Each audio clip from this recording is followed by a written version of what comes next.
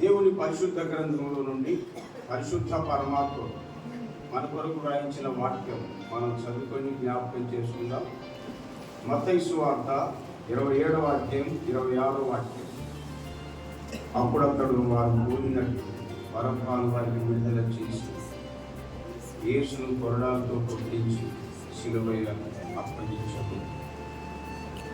దేవుని ఆత్మ సహాయం కోసమై నేను కూడా ప్రార్థన చేస్తాను. పరిశుద్ధుడైన పరలోకపు మా తండ్రి, మీ స్తోత్రములు. ఇక్కడున్న మీ పరిశుద్ధ సంఘమును బట్టి, మీ బిడ్డలందరిని బట్టి కృతజ్ఞతాస్తుతులు చెల్లిస్తున్నాను.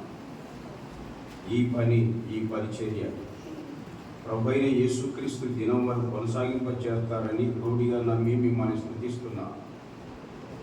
ప్రభువా, ఈ గుడ్ ఫ్రైడే రోజున స్పెషల్ కూటం ఏర్పాటు చేసి ఉంటుండగా ఈ సందర్భంగా మీరు మా కొరకు రాయించిన వాక్యం మేము చదువుకున్నాం. ఎందు నిమిత్తం ఈ వాక్యాలు మా కొరకు రాయించారు మేము స్పష్టంగా గ్రహించి మీరు కొందరు సహాయం చేయమని ప్రార్థన చేస్తున్నాం. దేవా, మీ వాక్యాలు వినే ప్రతి బిడ్డను మీరు ధన్యులుగా చేయమని ప్రార్థన చేస్తున్నాం. అన్నిట్లో మహిమ, ఘనత, ప్రభావములు పొందమని, ఇందు మూలంగా అపవాదికి అపజయము, మీ నామానికి జయము కలిగించుకుందురని, ఆత్మని రక్షించమని మా రక్షకుడైన క్రీస్తు యేసు ఘనమైన నామమున స్తోత్రములు చెల్లించి ప్రార్థన చేయించున్నాము తండ్రి, ఆమేన్. వీళ్ళారా మనం చదువుకున్నటువంటి వచ్చిన భాగం మత్తయి సువార్త 27వ అధ్యాయం 26వ సెక్షన్ మనం చదువుకున్నామండి. ఈ వాక్యాన్ని బట్టి నేను జ్ఞాపకం చేసే అంశం ఏంటంటే, మంచి శుక్రవారమున మంచి మేలు పొందిన వారు అనే అంశం అండి. మంచి శుక్రవారమున మంచి మేలు పొందిన వారు అనే అంశం మీద విషయాలు జ్ఞాపకం చేయబోతున్నా. ఈరోజు కూడా మనం హెడ్లైన్ పెట్టుకున్నాం కానీ ఏమని పెట్టుకున్నాం? గుడ్ ఫ్రైడే అని పెట్టేశాను. ఓకే, మంచిదేనండి, తప్పేం కాదు. అయితే గుడ్ ఫ్రైడే మనం పెట్టాము, గుడ్ ఫ్రైడేను జరిగిస్తున్నాం. ఇవాళ మనం ఎంత మంచి మేలు పొందుతున్నామో ఈ వాక్యముల ద్వారా మనల్ని మనం చెక్ చేసుకొని, ఒకవేళ పొందకపోతే ఇప్పుడైనా మేలు పొందా, లేకపోతే ఈ గుడ్ ఫ్రైడే చేసి కూడా దండగే నన్ను అడిగింది. ఏది ఫాలో అయినా ఇంకా లాభం లేదు పిల్లరా. ఖచ్చితంగా మనం ఎందుకు కొడుకున్నామో, ఏం చెప్తున్నామో అది అర్థం కావాలా. పూర్తిగా ఊరికే కార్యక్రమాలు జరిగితే ప్రభు సంతోషం ఉండదండి. ఖచ్చితంగా వాక్యానుసారంగా మనం ఫాలో అయితేనే ప్రభు సంతోషం, ఆనందం కలుగుతాయి. అది ముఖ్యమైనది. ఓకే, మన అంశం ఏం చెప్పుకున్నాం? చదవబడిన వాక్య భాగాన్ని బట్టి మంచి శుక్రవారమున మంచి మేలు పొందినటువంటి వాళ్ళు ఎవరెవరో జ్ఞాపకం జరుగుతున్నారు. అమ్మాయిలు, మీరు కూడా భవిష్యత్తులో సిస్టర్స్ మధ్య మంచి పరిచయం చేయాలంటే కొద్దిగా జ్ఞాపకం పెట్టాలి. కొన్ని మీరు కూడా మంచి ప్రసంగికులు కావాలంటే ఖచ్చితంగా ఎవరు చెప్పినా జ్ఞాపకం పెట్టుకోవాలా. నోట్స్ మెయింటైన్ చేసుకోవాలండి. లేకపోతే నువ్వు పెద్ద విద్యావంతుడే కానీ నోట్స్ మెయింటైన్ చేయకపోతే నీ ప్రసంగమే సరి ఉండదు. పో, ఏమనుకున్నారు? ఆలోచన చేసుకోవాలి ఎవరైనా సరే. ఖచ్చితంగా మాకు అన్ని తెలుసు అని పొరపాటు. మనకేం తెలుసు అండి? ఒకటి వచ్చి ఒకటి రాదంతే. అన్ని తెలిసిన వాడు దేవుడు తప్ప లోకంలో ఎవరు లేరండి. ఓకే, మంచిదే అండి. అంశం మళ్ళీ మూడోసారి గుర్తు చేస్తున్నా కదా, 3-4 సార్లు అవుతుంది. మంచి శుక్రవారమున మంచి మేలు పొందిన వారు. ఓకే, నంబర్ 1 ఇక్కడ జ్ఞాపకం చేసుకుంటున్నాం. చూడండి, యేసుక్రీస్తు ప్రభు ఈ ప్రపంచానికి వచ్చి 33.5 సంవత్సరాలు జీవించి 33.5 సంవత్సరాల తర్వాత మానవ జాతి కోసమై విమోచన ఖరీదంగా తన ప్రాణం ఇచ్చుట కోసమై తను తానే శాపగ్రస్తమైన శిలువ మరణానికి అప్పగించుకున్నాడు. ఎవరు అప్పగించలేరు? ఆయనకు తెలుసా? ఆయనకు అప్పగించుకున్నాడు. ఆయన ఎవరు అనుకున్నారు? సార్వభౌమాధికారి. ఆయన సర్వాధికారం గలవాడండి. మీరు చరిత్ర, మామూలు కథలు కాదు, చరిత్రాత్మకమైన వాస్తవ సత్యాలు. ఆయన సర్వాధికారి అయినటువంటి వాడు. ఆయన మనకు సర్వాధికారం ఉంది అండి? నో, మనకు సర్వాధికారం ఓ జిల్లా కలెక్టర్ ఉంటాడు. మన దేశానికి ప్రధానమైన వేరే దేశంలో ఏం పనికిరాదు, ఎవరైనా అంతే. కానీ యేసు ప్రభు మొత్తం విశ్వమంతటి పైన, సమస్త పైన సర్వాధికారం ఆయనకు ఉంది. డాక్టర్లు మీకు తెలుసుగా బాగా స్పెషల్ డాక్టర్స్ కూడా ఉంటారని. కానీ వాళ్ళు కూడా జ్వరాలు వచ్చాయా రావా? వస్తాయి. వాళ్ళు కూడా టాబ్లెట్ వాడాల్సిందే. దీనికే స్పెషల్ డాక్టరే కానీ వాళ్ళకు రోగాల మీద అధికారమే లేదు. కాబట్టి డాక్టర్లను దేవుడని భావించారు. పాపం ఒడిగట్టుకుంటారు మీ ఇష్టం. నీకేం అర్థమవుతుందా? దేవునికి మానవునికి తేడా అర్థమే కావడం లేదండి. ఎంత చదువు చదివిన అంతేనా? ఎందుకు మనం చదువుకోండి? తేడాను గ్రహించకపోతే ఎందుకు చదువుకోలేదు మనమంతా? ఈవేళ చాలా మంది దేవునికి మానవునికి తేడా తెలియడం లేదండి. పరమాత్మునికి ప్రకృతికి తేడా తెలుసుకోవడం లేదు.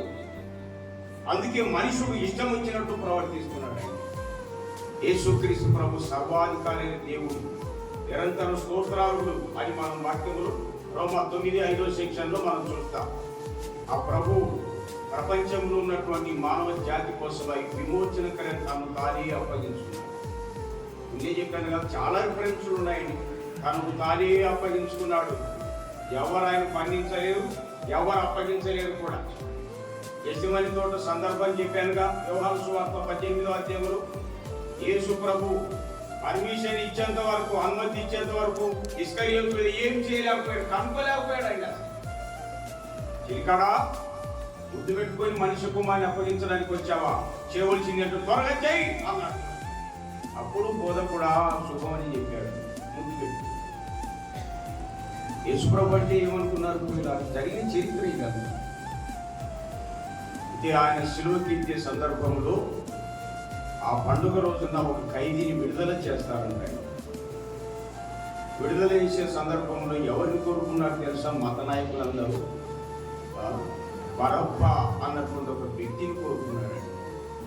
ఈ బరబ్బా ఎలాంటి వాడంటే లూకాసు వార్త 23:25 సెక్షన్ కాకుండా నరహత్య నిమిత్తము, అల్లరి నిమిత్తము చెరసాల్లో వేయబడిన వాడు. నరహత్య కారణము, అల్లరి కారణం. యోహాను సువార్త 18:40 సెక్షన్లో బండిపోటు దొంగ అయింది. అని మత్తయి సువార్త 27:26 సెక్షన్లో మనం చూస్తున్నాము. వెతుకు అతనికి ఏం కలిగిందంటే విడుదల కలిగింది. యేసుక్రీస్తు ప్రభు ఆయన బంధింపబడుతాడు. మరి బరబ్బకు విడుదల కలిగింది. బరబ్బా ఎలాంటి పరిస్థితుల్లో ఒక మాట కూడా మాట్లాడలేదండి. ఆయన అసలు ఏం మాట్లాడలేదు. ఆయన ఆలోచనలో పడ్డది ఎవరబ్బా ఈయన ఏ నేరం చేయలేదే, అసలు ఏ తప్పిదం చేయలేదే, నా కోసమే వచ్చాడు ఆయన అని అనుకున్నాడేమో. కాదు, బరబ్బకు విడుదల. మత్తయి సువార్త 27:26, మార్కు సువార్త 15:15 అంటారు చూడండి. 15:15 మార్కు సువార్తలో రాయబడింది. లూకా సువార్త 23:25 యోహాను సువార్త 18:40 సెక్షన్ మాటలు ఉన్నాయి. కొందరు నోట్ చేసుకుంటున్నారు, మళ్ళీ జ్ఞాపకం చేస్తారు. బరబ్బకు విడుదల. మత్తయి సువార్త 27:26 మార్కు సువార్త 15:15 లూకా సువార్త 23:25 యోహాను సువార్త 18:45 సెక్షన్లో మనం చూస్తాం. 40 సెక్షన్ ఆఖరు వచ్చిన అన్నమాట. బరబ్బకు విడుదల కలిగింది. చూడండి ఎంత భయంకరమైన వ్యక్తి. కానీ ఆయన ఏ మాటలు మాట్లాడినట్టు మనకేం తెలియదు. తాను మొదటున్న పనులు చేయాలని ఈ మత నాయకులు కోరుకున్నారు. కానీ అతని ఇంటికి వెళ్ళాక, అతని ఇంట్లో కుటుంబం ఉంది అనుకోండి, భార్య ఉంది అనుకోండి, ఎవరు ఇచ్చినారండి పేర్లు? నాకు పేర్లు ఎవరు? యేసుక్రీస్తు ప్రభు అండి. ఆయన ఏ నేరం చేయలేదు అసలు. ఆయన వల్లనే నాకు విడుదల కలిగి, ఆయన లేకపోతే నాకు విడుదల లేదు అన్నట్టు. చూడండి, నాకు పేరు ఎవరు ఇవ్వలేదు, ఎవరు రాలేదు నా కోసం, జామీన్ నా కోసం ఎవరు పడలేదు. యేసుక్రీస్తు ప్రభు ఆయన వచ్చడం ద్వారా నాకు విడుదల. ఆయన బంధకాలు నాకేం విడుదల. ఇంట్లో ఎంత సంభాషించారండి వాళ్ళు, ఎంత సంతోషించారో మీరే ఆలోచన చేయండి. గుడ్ ఫ్రైడే రోజు భయంకరమైన వ్యక్తి విడుదల పొందాడు ప్రభువుని బట్టి. ఈవేళ ప్రియులారా, నీ లైఫ్ ఎలాంటిదో నాకేం తెలియదు, నీకు తెలుసు, నీ ప్రభువుకు, మన ప్రభువుకు తెలుసు అండి, నీ ఇంటి వాళ్ళకు తెలుసు. కానీ అలాగే ఉండిపోతావా? సంసారం ఇంతేనా? సంసారంలో ఎప్పుడు సమస్యలా, ఎప్పుడు అల్లరియా, ఎప్పుడు ఏడిపోయినా సిస్టర్స్ ఇంట్లో కొంతైన ఆలోచన వద్దా? గుడ్ ఫ్రైడే రోజు భయంకరమైన వ్యక్తి విడుదల పొందాడుతుందా? ఎంత మేలైంది ప్రభుని బట్టి. ఈవేళ మీ సంగతులన్నీ నాకు తెలియవు కానీ ప్రియులారా, ఎప్పుడూ అలాగే ఉండిపోతారా? కనీసం ఈ గుడ్ ఫ్రైడే రోజైనా నీ గుండె మార్చుకోవా? నీ మనసు మార్చుకోకుండా ఉంటావా? ప్రభు నీకోసమే ఆయన శిలువకి ఎక్కాడు. అది ముఖ్యమైనది. యెరూషలేము కుమార్తె లేచారు కదండి, ఏడితే ఏమన్నాడు? యెరూషలేము కుమార్తెలారా, నా కోసం ఏడవద్దు, మీకోసం, మీ పిల్లల కోసం ఏడవండి. అటు ప్రియులారా, భయంకరమైనటువంటి వ్యక్తులు మనమంతా. మన కోసం యేసుక్రీస్తు ప్రభు శిలువకి ఎక్కాడు. తప్పుడు పనులు చేసింది నేను, నీవు, మనము. దానికి శిక్ష అనుభవించింది ఆ ప్రభుత్వం. కాబట్టి దయచేసి ఈ రోజైనా విడుదల పొందడం ఎంతైనా మంచిది. పండగ చేస్తే కాదు ఆయన పాపి నేను ఒప్పుకుంటే ఆయనకు సంతోషం అండి. ఎక్కడెక్కడ సంతోషం తెలుసా? మార్పు చెందితే సంతోషం. ఒక మాట చూడండి, దయచేసి జ్ఞాపకం చేసుకుందాం. లూకాసు వార్త 17:7 సెక్షన్ మనం చదువుకుందాం. అటువలే మారు మనసు అక్కర్లేని 99 మంది నీతిమంతుల విషయమై కలుగు సంతోషం కంటే మారు మనసు పొందు ఒక్క పాపి విషయమై పరలోకములో ఎక్కువ సంతోషం. పండగ చేస్తే కాదు సంతోషం. మారు మనసు పొందితే, ఒక పాపి మారు మనసు పొందితే పరలోకములో ఎక్కువ సంతోషం అంట. చూడండి, మరి మీరు మారు మనసు పొందే వాళ్ళు ఉంటారా, పండగలు చేసే వాళ్ళు ఉంటారా? కొంతైనా ఆలోచన చేయకపోతే ఎట్లా? మీరే గమనించండి. వాస్తవాలు ఉన్నమాట అంటే ఉన్నప్పుడు వచ్చి రాదంటారు. పండగలు చేస్తారా? ఒకసారి ఒక చోటు చేశానండి, ఒంగోలు టౌన్ కాదు. రన్ ఫర్ జీసస్ అనే పేరు మీద ప్రజలు పరిగెత్తుతూ ఉన్నారండి. గురువులంతా వీధి వీధి అనుకున్నారు, ఏం చెప్ప ఇట్లా పరిగెత్తుతున్నారు అనుకుంటాం. రన్ ఫర్ జీసస్ అని అంటున్నారండి. పరిగెత్తడమ్మా చట్టం చెప్పేది. కొంతైనా ఆలోచన ఉందా? రన్ ఫర్ జీసస్ అని ఆ వీధి వీధి పరిగెత్తుతారు. చట్టం ఒప్పుకుంటారు కానీ ఇంతకీ పరిగెత్తడం అంటే ప్రభు కోసం జీవించడం, అలా లైఫ్ను కొనసాగింపని చేసుకోవాలి తప్ప ఆ వీధి వీధి పరిగెత్తడం కాదు. తెలుసా? వాక్యం ఒక రకంగా ఉంటే మనం ఒక రకంగా చేస్తామా? ఎట్లా సంతోషపడతాడు దేవుడు? ఎలా ఉన్న పరలోకంలో సంతోషం కలుగుతుంది అండి. అది మారు మనసు పొందు ఒక్క పాపి విషయమై పరలోకంలో ఎక్కువ సంతోషం కలుగుతుంది. పరపై ఇంటికి వెళ్ళాడంటే ఎంత భార్యతో పిల్లలతో ఎంత సంతోషించిందండి. మీరే ఆలోచన చేసుకోండి. ఎవరు ఆయన కోసం జామీను పనిలేదా? ఆయన ప్రభువే. చూడండి కాబట్టి ప్రియులారా, మీకు శరీరం కూడా చెప్తున్నా, పండగలు చేస్తారా? ప్రభువా పాపి నేను ఒప్పుకొని మారు మనసు పొందుతారా? నిర్ణయం నీదే. నువ్వు మారకుండా ఎన్ని పండగలు చేసినా సంతోషం ఉండదు. దేవుని వాక్యాన్ని నేను బిగ్గర చెప్తున్నా, నా సొంతం చెప్పడం లేదు. ఓకే, 10వ వాక్యం కూడా చూస్తారా? లూకాసు వార్త 15:10 కూడా గమనించండి. అటువలే మారు మనసు పొందు ఒక్క పాపి విషయమై దేవుని దూతల యొక్క ఎక్కువ సంతోషం కలుగునని మీతో.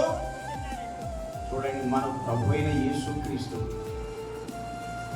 దేవుని దూతల యొక్క ఎక్కువ సంతోషం కలగాలని సూత్రం ఒకటి. ఈవేళ ప్రభువా నా కోసమే మీరు ఇంత వేదన పడ్డారు, శాపగ్రస్తమైన శిలువ మరణం పొందారు, నా కోసం శాపగ్రహిగా వేలాడారు, నా కొరకే బిగ్గర కేక వేసి మరణించారు, సమాధి చేయబడ్డారు, తిరిగి లేచారు. ప్రభువా నా కోసమే నా పాపాన్ని క్షమించాలి మీరు ఒప్పుకొని అలా మనసు మార్చుకుంటే దేవుని కూతురు ప్రభు ఎక్కువ సంతోషపడతాడంటండి. అమ్మా బాబు, అమ్మాయిలు ఉన్నారు, మీరు నమ్మినారు లేదు నాకేం తెలియదు. నేను 1976లో నమ్ముకున్నాను, 8వ క్లాస్. ఇంచుమించు 50 సంవత్సరాలు అవుతాయి. ప్రభు ఎట్లా మార్చినాడు? నేను పుట్టింది పెద్ద దుర్మార్గ కుటుంబంలో పుట్టింది, కానీ మా ఇంట్లో ప్రభు నన్నే ముందు ఆకర్షించినాడండి. ఆ రోజు నుండి ఈ రోజు వరకు బైబిల్ చదవడం కానీ సావాసం చేసే విషయంలో మాట్లాడడం కానీ జరగలేదండి. నేను చదువుకునే తినాలో తప్ప. మా ఇంట్లో మా నాన్న చెప్పారు, నాన్న నువ్వు పెద్ద మనిషి ఉన్నావు కానీ పెద్ద లక్షణం ఒక్కటి కూడా నీకు కొన్ని చెప్పాను. మీరు చెప్తారా? చెప్పనందుకే పో, మీ ఇంట్లో ఎవరు నమ్ముకోవడంలే. మా అమ్మ కూడా చెప్పాను, మీరు భజనలు చెప్తున్నారు, ప్రార్థన చేసి పాతాళం పోతారు చూడాలి, ప్రభు లేడు తీరాలి. నేను నమ్మిన 4 సంవత్సరాలకి ఇంటి వాళ్ళందరూ నమ్ముకున్నారండి. నేను కాలేజీలో చదువుకుంటున్నాను. ఇవన్నీ ఎందుకు చెప్తున్నా, మన రక్షకుడు మన శిక్షను భరించి కొట్టి వేశాడండి. శాపగ్రాహిగా శిలువలో వేలాడాడు కదండి. ఏం ప్రేమ చూపాడండి అసలు ఆయన. మన మంచోళ్ళని ప్రేమ చూపాడా? మన ఎప్పుడు నుండి షెడ్యూళ్ళం అండి, 10వ తారీఖు నుండే నో రైట్. తల్లి గర్భమునానే తరింప పడినప్పుడే దురితుండనయ్యుంటిది, నా వల్ల చేయబడెడు నెల్ల కార్యము లేవు దేహంబులయ్యుండగా. యేసు నన్ను ప్రేమించినావు, పాపినైనా నన్ను ప్రేమించినావు. తల్లి గర్భం నుండి మనం గురించులో చెడ్డవాళ్ళం పోయినా ఆయనను ప్రభు నన్ను ప్రేమించాడు, నిన్ను ప్రేమించాడు. నేను ఒక్కోసారి నాకు దుఃఖము సంతోషం కలుగుతుంది. ప్రభా ఎట్లా దొరికావు నీవు నాకు అనిపిస్తుంది. ఎందుకంటే చిన్ననాటి నుండి నాకు కొన్ని సమస్యలు గుర్తేనండి. పెద్ద దుర్మార్గం. 6వ క్లాసులో చరిత్ర వంటబట్టింది. ఇక భయంకరమైన పరిస్థితులు లోకంలో కనబడుతుండగా పెద్ద అయిన తర్వాత ఎటువంటి వ్యక్తులనైనా వదిలిపెట్టకూడదని గుర్తిండేదండి. తప్పులు కనుక కానీ 6 అయిపోయింది, 7 అయిపోయింది, 8వ క్లాసులో ప్రభు పట్టేసి నాకు బైబిల్ చదువుతుండగా వింటుండగా మనసు మారిపోయిందండి. మీకు మీరే పగ తీర్చుకొనక దేవుని ఉగ్రతకు చోటు ఇవ్వండి అన్నారు. మనుషులు తెలుసో తెలియకో పొరపాట్లు చేస్తారు. ఆయనంత మాత్రం చేత వాళ్ళ మీద దాడి చేయడం మంచిది కాదు కదా అని బుద్ధి వచ్చేసింది. మనసు మారిపోయింది. అటు ప్రియులారా, మనం మంచివారమని కాదు, భయంకరమైన వ్యక్తులమైన ప్రభు మనల్ని ప్రేమించి మనకు విడుదల ఆయన బంధకాలు చూడండి. యేసుక్రీస్తు గుడ్ ఫ్రైడే రోజు భయంకరమైన వ్యక్తి బరబ్బకు విడుదల కలిగింది. ఇంటికి వెళ్ళి భార్యతో పిల్లలతో ఎంత సంతోషించాడో కదా. కాబట్టి బాబు మీరు ఎప్పుడు అట్లే ఉండిపోతారండి? ఇంట్లో సమాధానం వద్దా, ఇంట్లో శాంతి వద్దా, నెమ్మది వద్దా? ఎప్పుడు ఇంట్లో ఏడిపోయినా నీ భార్యకు నీ పిల్లలకి అంత ఏడిపోయినా మీరు సంతోషంగా ఉండాలని మీ సమస్యలని ప్రభు శిలువలో భరించాడు. ఆ రోజు బరబ్బకు విడుదల కలగజేసిన ప్రభు నీకు విడుదల కలగజేయలేదా? కలగజేశాడు. కానీ ఏమంటే నువ్వు తెలుసుకోవడం. ఓకే, మంచి శుక్రవారమున బరబ్బ అన్నటువంటి భయంకరమైన వ్యక్తి విడుదల పొందాడు, ఇంటికి వెళ్ళాడు.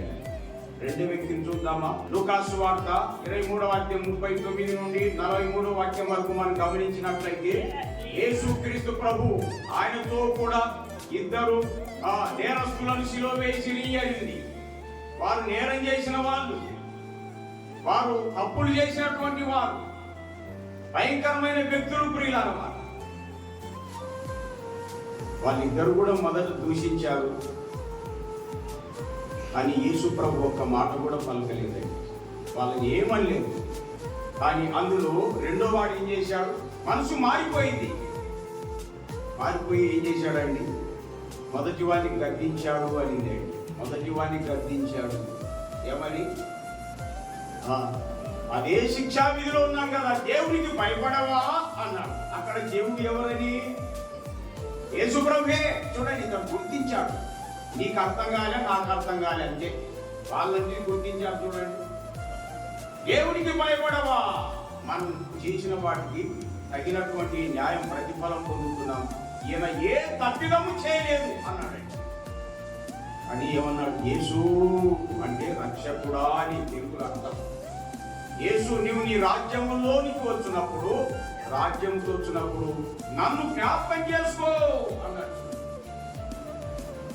వెంటనే యేసు ప్రభు ఏమన్నాడండి? నేడు నీవు నాతో కూడా పరదేశంలో ఉంటావు. పాపాత్ముని ఏమాత్రం శిక్షించకుండా, వ్యతిరేకించకుండా, ప్రేమించి క్షమించి నేడు నీవు నాతో కూడా పరదేశంలో ఉంటావు అని చెప్పాడు. చూడండి, క్షణములో ఆయన చూడండి పరదేశు ప్రాప్తి పొందడానికి వీలైపోయింది. ఏ రోజు? Good Friday. అంత భయంకరమైన వ్యక్తి మారిపోయి పరదేశు ప్రాప్తి పొందితే ఈవేళ ఎన్ని సంవత్సరాల గుడ్ ఫ్రైడే చేయబట్టి ఇప్పటికి మీ హృదయంలో ప్రభు చోటు చేయకపోతే మీరు ఏం చేయకపోతే ఎన్ని సంవత్సరాలు అవుతారండి? ఇంకా హృదయంలో ప్రభు చోటు ఇవ్వకుండా ఉంటారా? నీకోసమే కదా ప్రభు ఆ బాధ, ఆ శ్రమ అనుభవిస్తున్నది. కాబట్టి ఆలోచన చేసుకోనండి. అక్కడ భయంకరమైనటువంటి వ్యక్తిని ప్రభు ప్రేమించాడు, క్షమించాడు, పరదేశు ప్రాప్తికి అవకాశం ఇచ్చేసినాడు. గుడ్ ఫ్రైడే రోజు మారిపోయినాడు. అతని కాళ్ళు చేతులు విరగొట్టాడు అని ఆ తర్వాత చనిపోయాడు. ప్రభు దగ్గరికి వెళ్ళిపోయినట్టు వాక్యంలో మనం మూడో వ్యక్తిని మనం జ్ఞాపకం చేసుకుందాం. గుడ్ ఫ్రైడే రోజు ఎలాగా మారిపోయినారో వీళ్ళందరినీ మనం ఇలాగా జ్ఞాపకం చేసుకుంటున్నాం. చూస్తారా? లూకా సువార్త 23:12 సెక్షన్. అంతకుముందు ఏ రోజును శత్రువులై ఉండి ఆ దినమున ఏమయ్యారు? శత్రువులు మిత్రులైపోయినారు. ఏ దినము? ఆ దినం అంటే గుడ్ ఫ్రైడే. మీరు ఎంతమంది తగాదాలు ఉన్నారు నాకు తెలియదు, ఎవరెవరితో మాట్లాడుకుంటున్నారు నాకు తెలియదు. మర్యాద ఈ రోజు నుండి మాట్లాడితేనే, నేను ఊరికే చెప్పడం లేదు, నేను అలా మాట్లాడతా కాబట్టి చెప్తున్నా. ఎప్పుడు ఇంటి పక్కలతో ఇంటిలతో కొట్లాటలు పెట్టుకుంటారా? ఎవరు చెప్తారు సువార్త? మీరు ఎట్లా సేవకులం అయితివి, ఎట్లా నాయకులం అయితివి, ఎట్లా విశ్వాసులం అయితివి? కొంతైనా ఆలోచన వద్దా? భయంకరమైనటువంటి శత్రువులు ఈరోజు తర్వాత అధిపతి అయిన పిలాతు, గవర్నర్ పిలాతు అండి, శత్రువులు గుడ్ ఫ్రైడే రోజు క్రీస్తుని బట్టి మిత్రులైపోయినారండి. చూడండి ఎంత మార్పు, ఎంత మార్పు. పాఠం పాడుతున్నా, మార్పు చెందవా నీవు, మార్పు మనమే మారలే. పాట పాడితే ఏం లాభం? కొంతైనా ఆలోచన వద్దా? ఈ మధ్య ఒకరు పాట పాడుతున్నారు, పేర్లు ఊర్లు అడగాడుతున్నాను. ఇదే మార్పు చెందు. ఎవరంటే భార్య భర్తతో లేదు, భర్త భార్యతో లేదు, వీళ్ళు ఈ పాట పాడుతున్నారండి. మార్పు చెందవండి. ఏం మార్పు అబ్బా? వీళ్ళిద్దరి కలిసి లేదు, ఏది మార్పు చెందాలా? ఎవరికి మార్పు చెంది? ఇట్లాగా ఉన్నాం మనం. గుడ్ ఫ్రైడే రోజు శత్రువులు మిత్రులైపోయినారు. ఈవేళమ్మా మీరు కూడా ఎవరెవరితో శత్రులతో ఉన్నారో రేపు మర్యాదగా మాట్లాడి ప్రార్థన వీలైతే చేస్తారండి. రేపు లేకపోయినా ఎల్లుండైనా మీ ఇష్టం. లేకపోతే గుడ్ ఫ్రైడే దండగా ఏం లాభం లేదు. చూడండి మీ ఇష్టం. ఏమనుకున్నారండి క్రీస్తు ప్రభు అంటే? ఎంత ప్రేమ గలవాడు ఆయన. యేసు ప్రభు ఎవరినైనా వ్యతిరేకంగా మాట్లాడాడండి? నో, అందరిని ప్రేమించాడండి. అట్టి ప్రభు పిల్లల మనమంతా ఆ బుద్ధులు నాకు నీకు లేకపోతే ఎట్లా సేవకునైతా, ఎట్లా సంఘ పెద్దనైతా, ఎట్లా విశ్వాసినైతా, ఎట్లా క్రైస్తవునైతాను? కొంతైనా ఆలోచన వద్దా? ఈవేళ మనం అంతా క్రీస్తు బిడ్డలు ఉన్నాం, కానీ చాలా దండగమారులంగా ఉన్నామండి. మీరేం బాధపడాలి, ఎందుకంటే నా మాటలు కఠినం, బాధతో భారంతోనే చెప్తున్నా. ఏది నమ్మకం ఊరికి వచ్చిపోతున్నామే తప్ప ప్రాక్టికల్లో కనిపించడం లేదండి. అది విచారం. శత్రులు ఆ తీరమున మిత్రులైంది.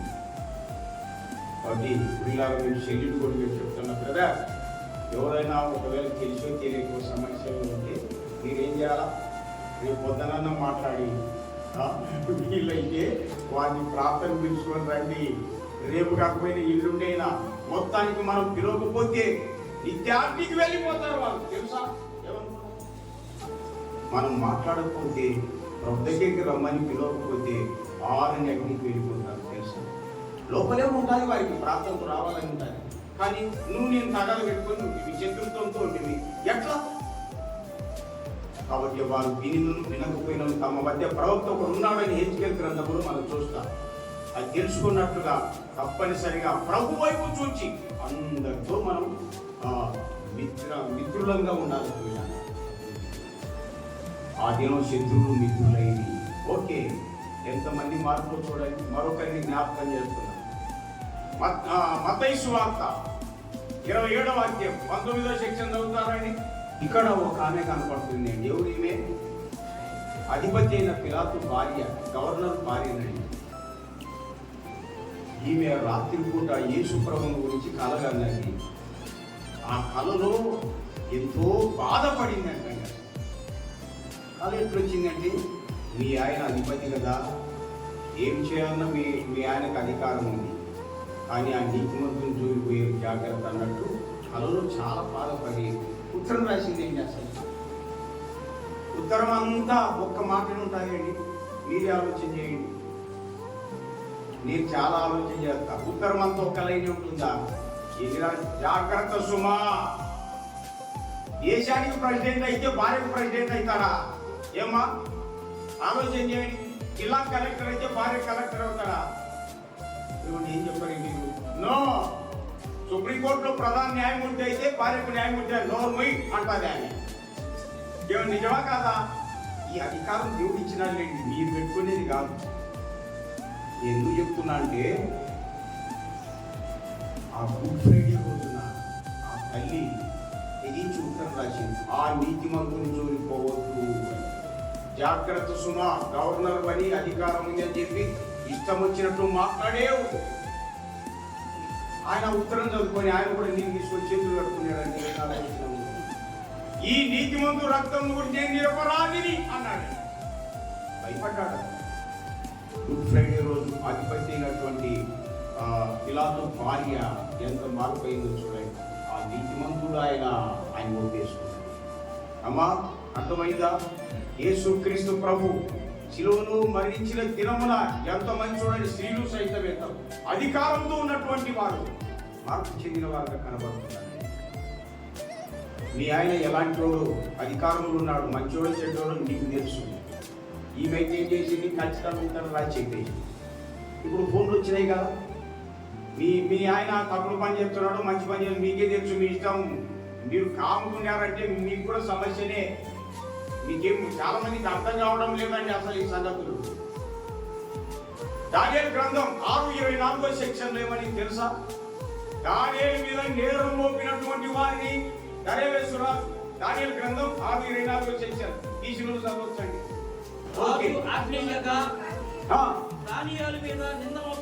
ఎవరు దానియేలు మీద నింద మోపిన ఆ మనుషులు తోడుకొని వచ్చి పడద్రోసిరి వారిని, వారి కుమారులను. నేను ఆలోచన చేసిన ప్రభా, వాళ్ళ కుమారులు ఏం చేసినారు, వాళ్ళ భార్యలు ఏం చేసినారు అని దేవుణ్ణి అడిగినా.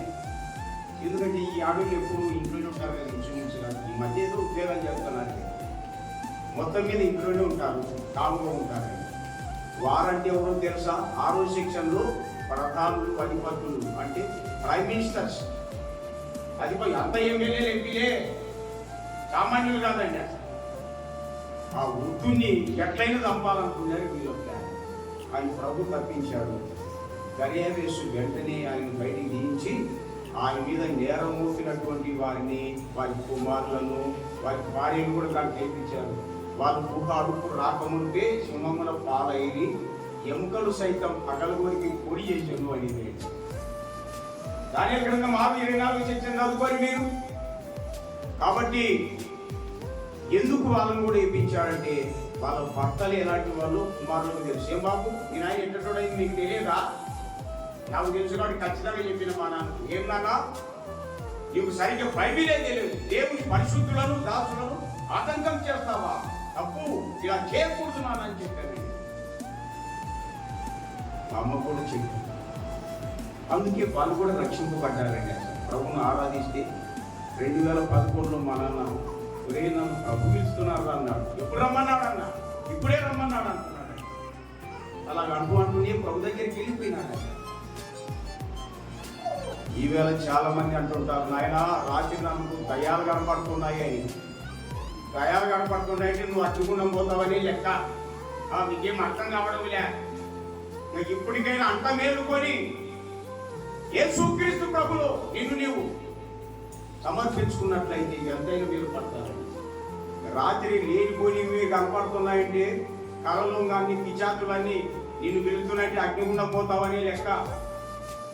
ఏమనుకున్నాను మీకేం అర్థమవుతున్నాయా? మనం చెప్పిన దాన్ని బట్టి నాకు అర్థమైపోతున్నాయి.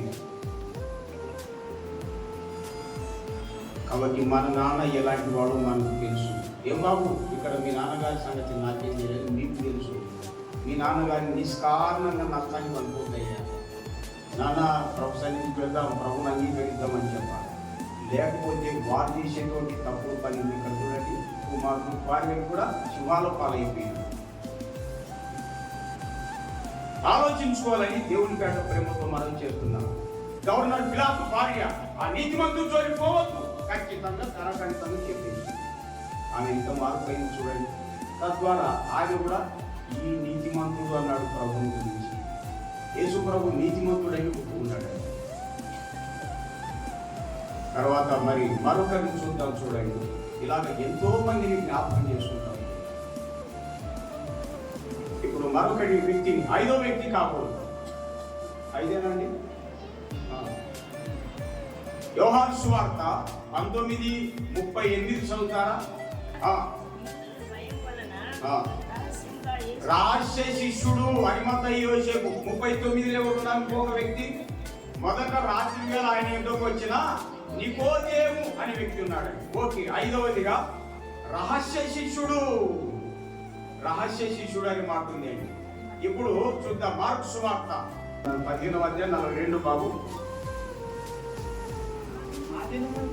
ఆ దినం సిద్ధపరుసు దినం, విశ్రాంతి దినమునకు పూర్వ దినం కనుక సాయంకాలమైనప్పుడు అరిమత యోసేపు తెగించి, ఇది కావాలి మనం యోహాను సువార్త 19లో మనం చదివాం. 30 యేసు ప్రభు రహస్య శిష్యుడు అని మాట్లాడింది. కానీ యేసు ప్రభు శిలువలో ఉదయం 9 గంటలకు శిలువ వేశారు. మార్కు సువార్త 15:25 సెక్షన్ ప్రకారం ఉదయం 9 గంటలకు శిలువ వేశారు. మధ్యాహ్నం 3 గంటలకు ఆయన ప్రాణం విడిచాడు. ఇక్కడ చూడండి, యేసు ప్రభు శిలువలో మరణించినప్పుడు ఆయన దేహాన్ని దించడానికి ఎవరికి అధికారం లేదు, ఎవరికి ధైర్యం లేదు. కనీసం చనిపోయినప్పుడన్నా వెళ్ళాలంటారు సహజంగా.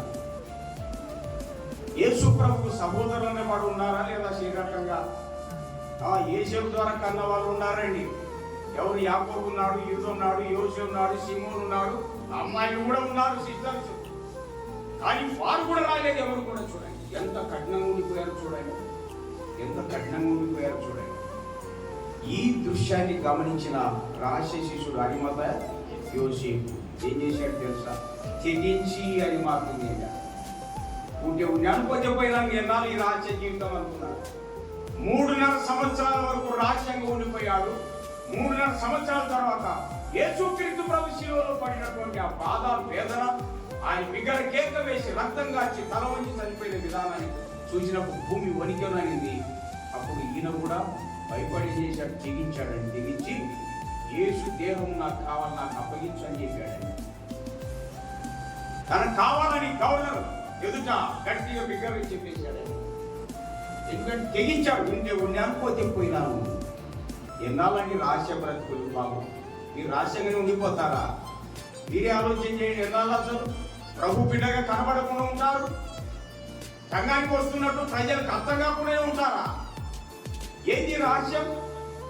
అరిమత యేసేపు ఒప్పుకుంటాడా? నో, తెగించి అని మాట. తాను కురిపించుకున్న రాజ సమాధి ఇవ్వడానికి కూడా ఆయన సిద్ధపడ్డాడు. మట్టి సమాధి అంటే ఈజీగా తీస్తారండి, రాజ సమాధి అంటే చాలా ఖర్చు అయిపోతాయి. అని ఎంత త్యాగం చూడండి. అసలు ప్రాణానికి తెగించాడు, తన ప్రాపర్టీ అప్పగించడానికి కూడా తెగించాడు అరిమత యోసేపు. ఆ దినమున అరిమత యోసేపు తెగించిన వాడుగా ఉన్నాడు, తన ప్రాపర్టీ ఇచ్చిన వాడుగా ఉన్నాడు. తాను కూడా అసలు బహిరంగ శిష్యుడైపోయినాడు. అండి అసలు. మరి మీరు కూడా అలాగా అవుతారా లేదా? తీర్మానం చేసుకుంటారా లేదా బాబు? నమ్మిన నేను నా మటుకు నేనే రాష్ట్రంగా ఉండిపోయాను అనుకోండి, ఇదంతా ఇంతవరకు వచ్చేదా? మీరు ఆలోచన చేసుకోనండి. రహస్యంగా ఉండిపోకూడదు. అది చాలా విచారకరమైన విషయం. యోహాను సువార్త 12:42.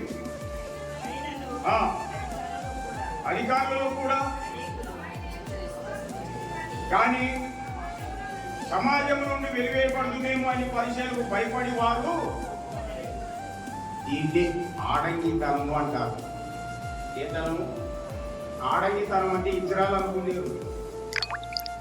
అక్కడక్కడ బైబిల్లో కూడా ఆడంగితనం గలవారు అనే మాటలు ఎక్కడ? కొరింథీ మొదటి పత్రిక 6వ అధ్యాయం 9వ సెక్షన్ అంతా చదివితే మీరు అన్యాయస్తులు అనే మాట కనబడుతుంది. ఆడంగితనం అంటే ఫిజికల్ ఆడంగితనం కాదని, ఇజ్రాయెల్ కాదు.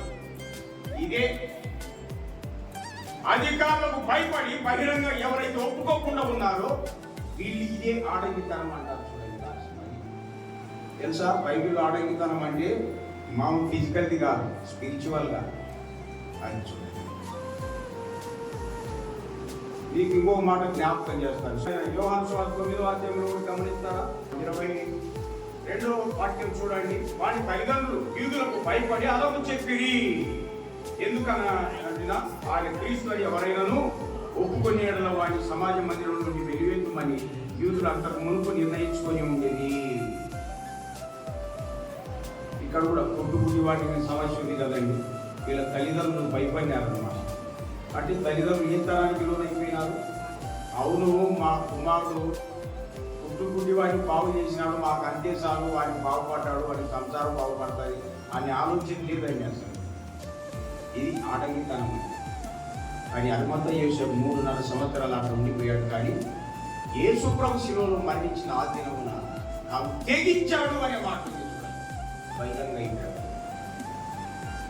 తర్వాత మనం జ్ఞాపకం చేసుకుంటున్నాం.